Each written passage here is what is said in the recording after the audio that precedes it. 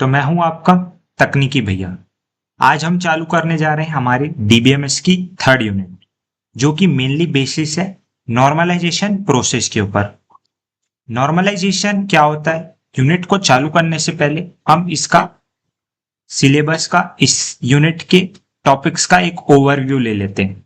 इसमें हम पढ़ने जा रहे हैं नॉर्मलाइजेशन, नॉर्मलाइजेशन के फॉर्म्स, उसके रूल्स, उसके एडवांटेजेस, डिसएडवांटेजेस, नॉर्मलाइजेशन प्रोसेस का वर्कफ्लो क्या होता है, उसके अलावा डिपेंडेंसी, अलग अलग प्रकार की डिपेंडेंसी क्या होती हैं, नल प्रॉब्लम्स क्या होता है, उन्हें कैसे दूर किया जाता है, डेटा को कैसे ऑप्टिमाइज किया जा सकता है और अलग अलग ऑप्टिमाइजेशन प्रोसेस। सबसे पहले पढ़ते हैं नॉर्मलाइजेशन, जो कि इस यूनिट की मेन टॉपिक है। नॉर्मलाइजेशन हमेशा पूछा जाता है आपके मिड सेमो, एंड सेमो। नॉर्मलाइजेशन और उसके 4 नॉर्मल फॉर्म्स, ये और इसके अलावा इस यूनिट में ऑप्टिमाइजेशन टॉपिक आपको हमेशा पढ़ना ही चाहिए। नॉर्मलाइजेशन क्या होती है? नॉर्मलाइजेशन एक मेथड है किसी भी डेटाबेस में डेटा को अच्छे से ऑर्गेनाइज करना, ताकि आप डेटा रिडंडेंसी हटा सकें, insertion, update, deletion, anomalies, data consistency आपको मिल सके।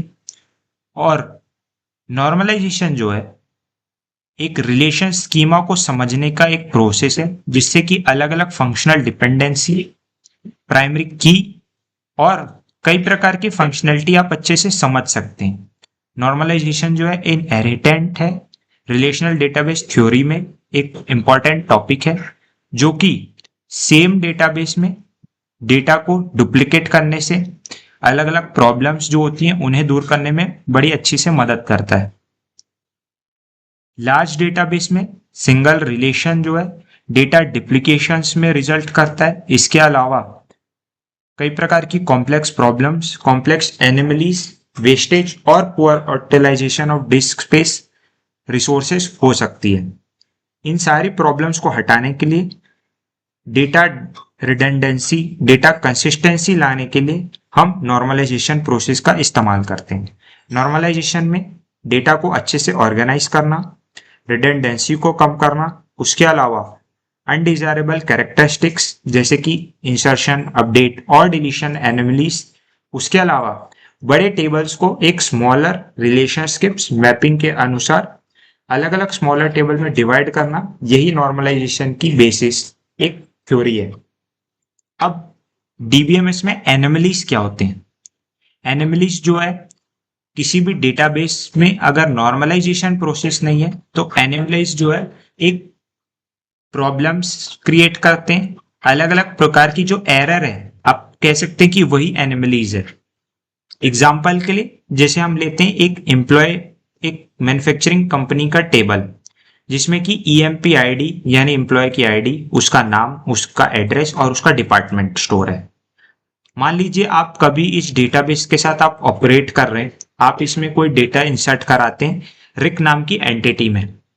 मान लीजिए आपने उसका एड्रेस बदला, हो सकता है कि सेम रो में या अलग अलग कॉलम में रिक नाम की एंटिटी और स्टोर हो सकता है वहां पर आप एड्रेस ऑटोमेटिक स्टोर ना होता हो, वहां पर एक डेटा इनकंसिस्टेंसी की प्रॉब्लम आ सकती है। ये होती है अपडेट एनोमली, जो कि किसी भी डेटा को अपडेट करने से होने वाली फर्दर प्रॉब्लम्स को कहते हैं। इंसर्ट एनोमली हो सकता है नया एम्प्लॉय कंपनी ज्वाइन करे, उसे डिपार्टमेंट असाइन ना हुआ हो, वहां पर डिपार्टमेंट कॉलम में नल वैल्यू रखने की अगर कोई प्रोसीजर नहीं है, तो यहां पर एक इनकंसिस्टेंसी, एक डेटा डुप्लीकेसी, रिडंडेंसी की प्रॉब्लम आ सकती है। ये होती है इंसर्ट एनोमली, जहां पर किसी भी डेटा को इंसर्ट करने से फर्दर प्रॉब्लम क्रिएट होती है। डिलीट एनोमली, मान लीजिए कंपनी जो है 890 डिपार्टमेंट को क्लोज करती है, तो वहां के सारे रोज, सारे डेटा जो है डिलीट हो जाएंगे। मान लीजिए कि कोई एम्प्लॉय जो है वो अलग अलग डिपार्टमेंट में है, अलग अलग रोज में स्टोर है, हो सकता है उसका इंफॉर्मेशन भी उसके साथ डिलीट हो जाए। तो यहाँ पर हमारी डिलीट एनोमली आती है, जिसमें कि किसी भी डेटा को डिलीट या हटाने से फर्दर प्रॉब्लम्स क्रिएट होती है, उसे हम डिलीट एनोमली कहते हैं। अब नॉर्मलाइजेशन क्यों जरूरत है?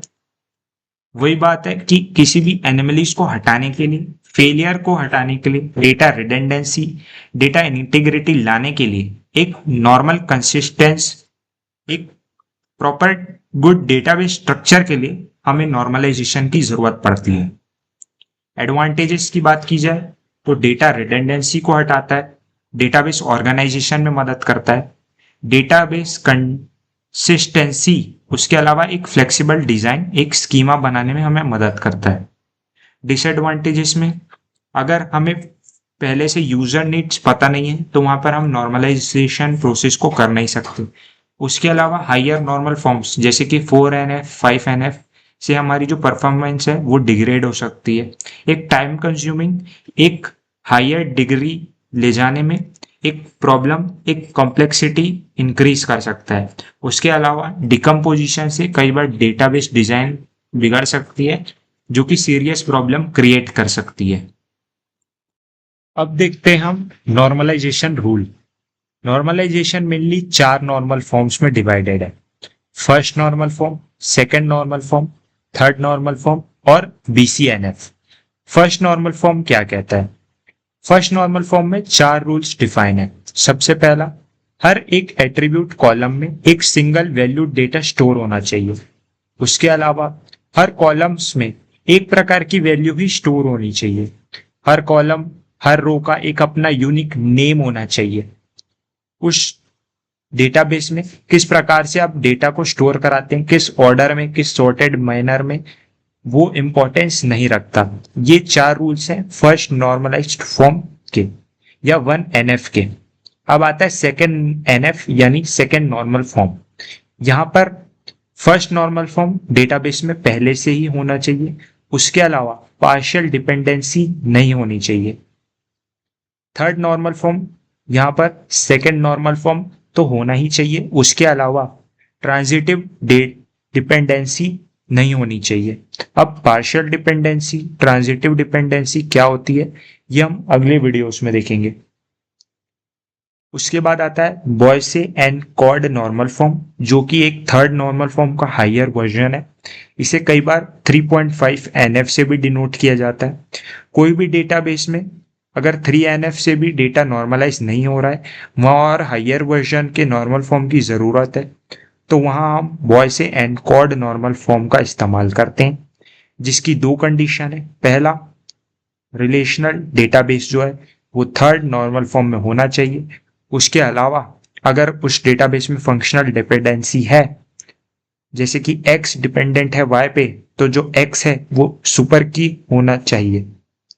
ये बात हुई हमारे चारों नॉर्मल फॉर्म्स के ओवरव्यू की। अब हम पढ़ते हैं इन्हें डिटेल्स में। पहले आता है first normal form. First normal form आपसे एक्सपेक्ट करता है इन 4 सिंपल रूल को फॉलो करने के लिए। सबसे पहला, single valued attributes. Each column, हर रो के लिए सिंगल वैल्यूड डेटा स्टोर होना चाहिए, यानी कि उसमें मल्टीपल वैल्यूज आप स्टोर नहीं करा सकते। Attribute domain should not change, एक कॉमन सेंस वाला रूल है जिसमें कि एक कॉलम, एक रो में आप एक प्रकार का ही डेटा स्टोर कराते हैं। नेम्स नाम के वैल्यू पे आप उसका नेम ही स्टोर कराएंगे, चाहे वो X नाम हो या राम नाम हो। उसके अलावा हर एट्रीब्यूट कॉलम की एक यूनिक नेम होना चाहिए। हर कॉलम आपसे एक्सपेक्ट करता है अपनी एक प्रॉपर आइडेंटिकल नेम के लिए, जिससे कि डेटा रिट्रीवल में आसानी हो सके। उसके अलावा ऑर्डर डजंट मैटर, ये रूल सेल्फ एक्सप्लेनेटरी है, जिसमें कि आप कोई भी डेटा स्टोर कराओ उसमें आप डेटा अपने हिसाब से, यूजर्स के हिसाब से स्टोर करा सकते हैं, ऑर्डर मैटर नहीं करता। एग्जाम्पल के लिए इस टेबल में आप देख सकते हैं कि अनु नाम की एंटिटी के लिए OS और CN डेटा जो सब्जेक्ट्स हैं वो एक ही रो में स्टोर कराए गए हैं। इससे डेटा जो है नॉर्मलाइज्ड फॉर्म में नहीं हो सकता। इसलिए आपको अनु नाम की एंटिटी के लिए OS और CN अलग अलग रो में स्टोर कराना चाहिए, जिससे कि डेटा जो है वो नॉर्मलाइज्ड फॉर्म में आ सके और ये प्रॉब्लम हट सके।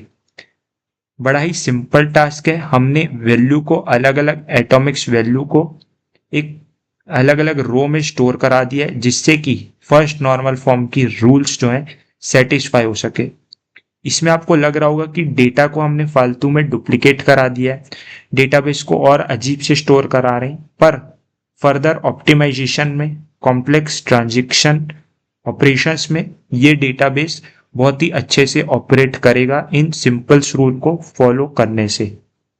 और भी एग्जांपल, जैसा कि राम नाम की एंटिटी के लिए उसका जो फोन नंबर है, 2 फोन नंबर है, उसे हम अलग अलग रो में स्टोर कराएंगे। उसके अलावा कोर्सेस नाम के इस टेबल में एक आदमी जो है वो 2 कोर्सेस या मल्टीपल कोर्सेस में एनरोल हो सकता है।